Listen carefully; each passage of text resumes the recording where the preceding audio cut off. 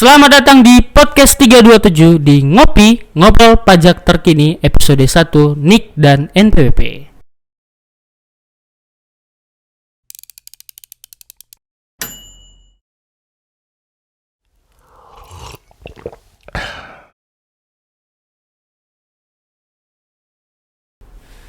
Nah, kawan-kawan pajak, kali ini saya tidak sendirian karena saya didampingi salah satu pembicara kita dari KPP Pratama Curup, yaitu Bapak Ade Ariputra. Halo Bang Gael. Apa kabar Mas Ade? Alhamdulillah baik Gael. Alhamdulillah baik. Nah, mungkin bisa disapa Mas Ade, sekalian perkenalan diri ke kawan-kawan pajak semuanya. Halo kawan-kawan pajak, perkenalkan saya Ade Ariputra, penyuluh pajak KPP Curup. Oh iya. Oke, Mas Ade, kali ini kita mau ngobrolin apa sih di podcast kali ini? Kali ini kita bicara tentang pemadanan NIK dan NPWP Bang. Oh, pemadanan NIK dan NPWP. Nah, mungkin kawan-kawan pajak di sini Mas banyak yang belum paham nih Mas, apa itu pemadanan NIK dan NPWP nih? Jadi nanti tahun depan Bang, tahun 2024, NPWP format 15 digit yang sudah kita punya selama ini ya Bang ya. Iya. Itu sudah kita tidak kita pakai lagi Bang. Jadi kita nanti format sesuai NIK yang 16 digit Bang. Jadi gimana cara kita pemadanannya, kita menyesuaikan NIK dengan NPWP itu biar jadi NPWP itu, nah itu yang kita akan bahas hari ini Bang. Oh, jadi bahwasanya ada ketentuan baru nih Mas, atau kebijakan baru ya? Iya. Bahwasanya NIK akan menjadi NPWP. Betul. Oke. Jadi NIK menjadi NPWP ini sebenarnya yang melatar belakang itu apa Mas? Ada latar belakangnya nggak Mas?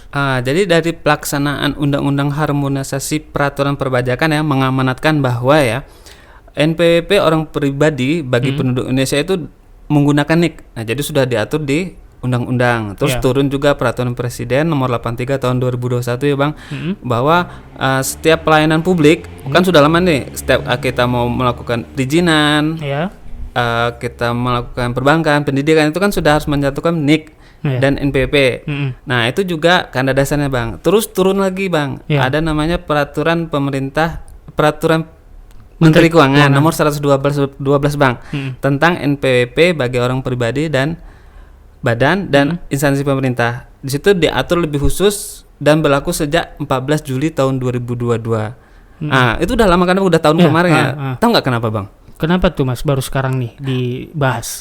Karena kita kan lagi SP tahunan nih. Nah, saatnya situ kita melakukan secara mandiri pemadanan NIK dan NPWP-nya di DJP online. Oh, jadi kita di masa sebelum itu berlaku. Oh iya, berlakunya kapan nih Mas NIK menjadi NPWP nih? Sudah lama, sudah 14 Juli tahun 2022 kemarin sejak berlakunya peraturan tersebut. Sebenarnya semenjak itu 14 Januari itu NIK sudah menjadi NPWP, namun sekarang baru digaungkan seperti itu. Benar, saatnya kenapa? Karena semua orang kan lagi lapor SP tahunan tuh Bang. Nah, saat itu juga enaknya kita melakukan pemutahiran secara mandiri. Oke, jadi sebagai bentuk persiapan ya Mas ya, secara mandiri. Nah, seperti itu. Jadi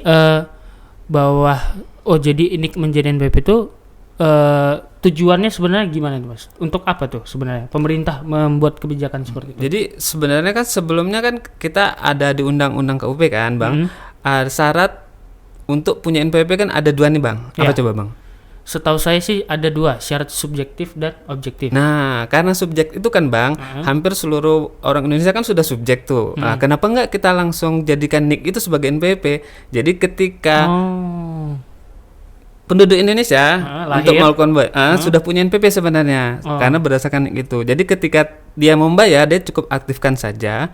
Ketika dia sudah punya objeknya, penghasilan benar Bang, dia sudah tinggal diaktifkan saja.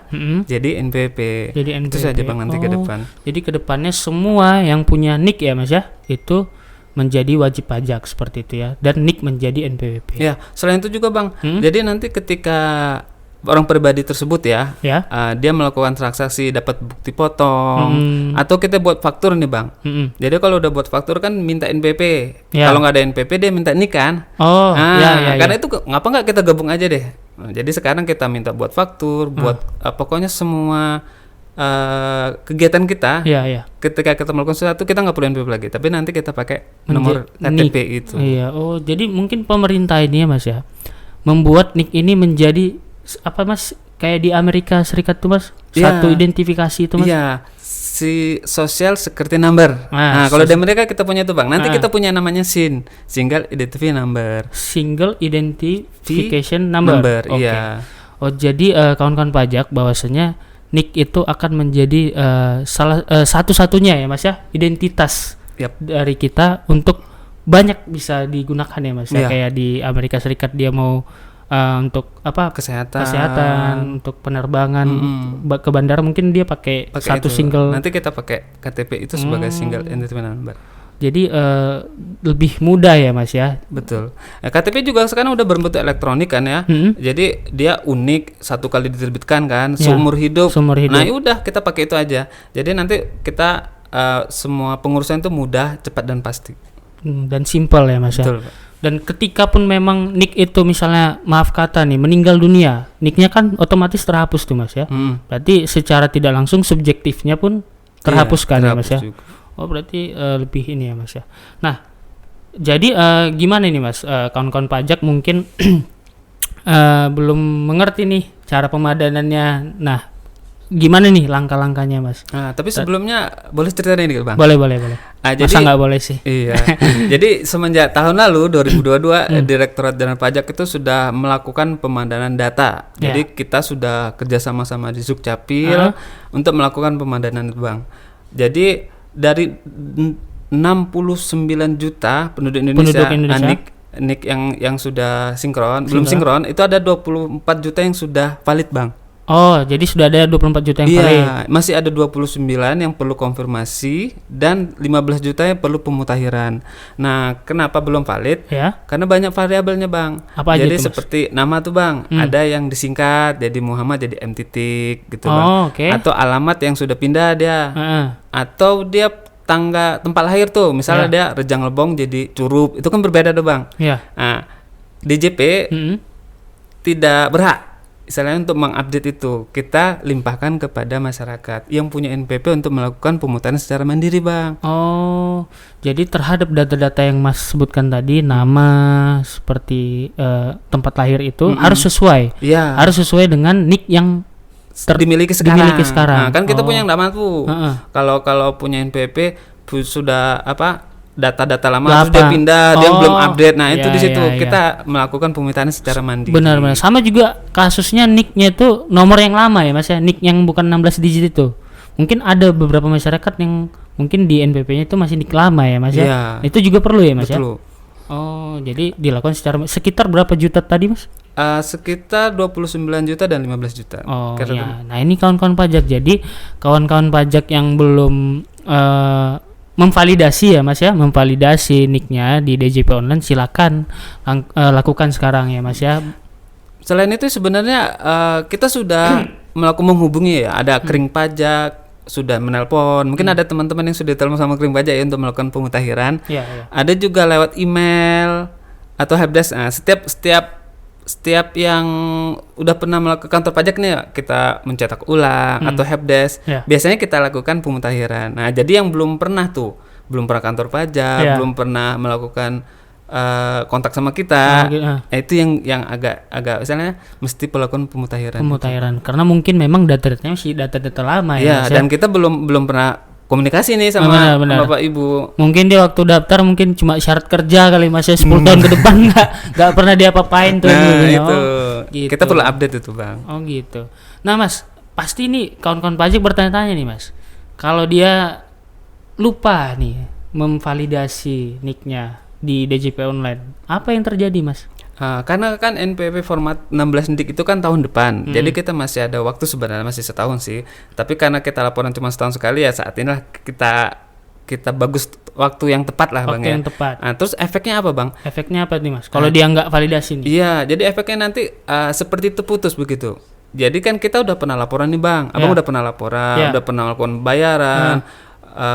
Jadi semua histori itu karena tidak terhubung sekarang, nanti terputus. Jadi seakan-akan tahun depan kamu pernah laporan belum nanti di data akan belum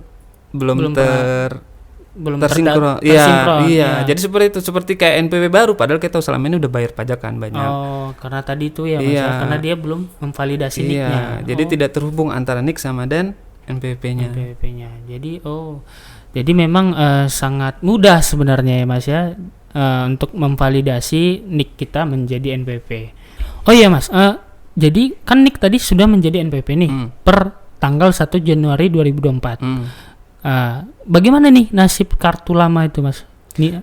Kartu yang lama itu masih berlaku sampai 31 Desember 2023 ini Bang. Iya. Karena sistem kita juga kan masih belum mengakomodir di bank. Itu kan belum masih 15 digit. Iya. Kalau 16 digit nanti kan pasti error tuh. Iya. Jadi kita masih pakai itu 15 digit sampai tahun akhir ini Bang. Sampai akhir tahun ini. Oh, jadi kartu NPWP kita yang lama itu masih digunakan tapi sampai Desember 2023. Iya, jadi nanti kalau sudah tahun depan atau sekarang deh Pak, agar coba ya. Kalau sudah valid ya nanti masukkan ketika DJP online kita masuk login DJP online itu masukin nicknya. Biasanya kita pakai NPP password kan ya. Sekarang masukin saja nicknya terus password.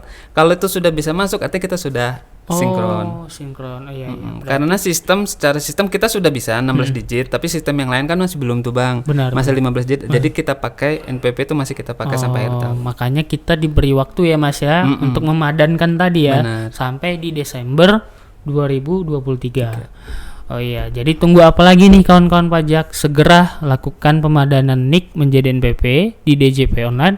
Seperti yang kita tadi sudah bahaskan, caranya cukup gampang, tinggal login aja ke DJP online. Nanti di menu profil, ubah profil, masukkan NIK ya Mas ya. Nanti ada kita sertakan di akhir atau di video nanti tata cara pemadanan NIK-nya. Mungkin itu saja Mas terkait pemadanan NIK menjadi NPWP. Kita sangat berterima kasih nih kepada Bapak Ade Ari Putra menjelaskan NIK menjadi NPWP nih. Semoga kawan-kawan pajak semua bisa mengerti semua ya Mas ya, dan mungkin kawan-kawan pajak yang menonton ini bisa segera melakukan pemadanan NIK-nya dan mungkin memberitahukan ya Mas ya, memberitahukan ke teman-temannya, mungkin ke tetangga, dimanapun berada ya Mas ya. Dan jangan lupa juga kawan-kawan pajak silakan kunjungi media sosial kita KPP Pratama Curup. Untuk YouTube-nya itu adalah Pajak Curup, dan Instagram, Twitter, Facebook dan lainnya. Oke, seperti itu saja pembahasan di podcast episode pertama NIK dan NPWP kali ini. Kami ucapkan terima kasih dan sampai jumpa kembali di obrolan ngopi selanjutnya.